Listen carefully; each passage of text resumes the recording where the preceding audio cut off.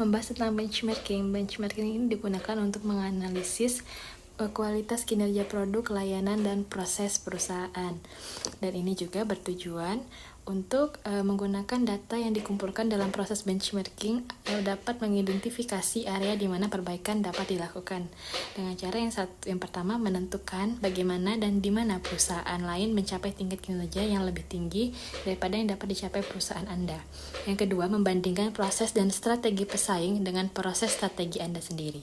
Yang ketiga, menggunakan informasi yang Anda kumpulkan dari analisis dan perbandingan untuk menerapkan perbandingan perubahan yang akan meningkatkan kinerja produk dan layanan. Selanjutnya ada jenis-jenis benchmarking.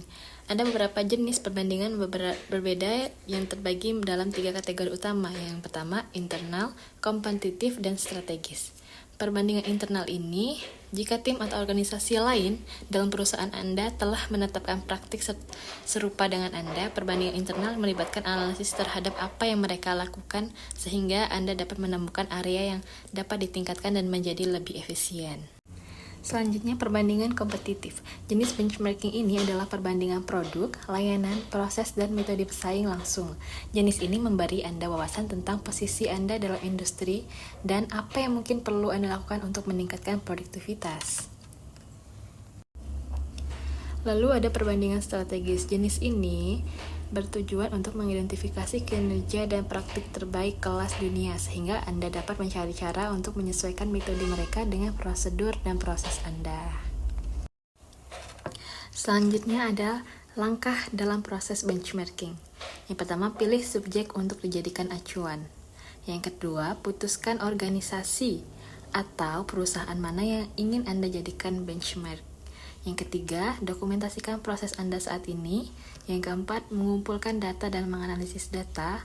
Yang kelima, ukur kinerja Anda berdasarkan data yang telah Anda kumpulkan.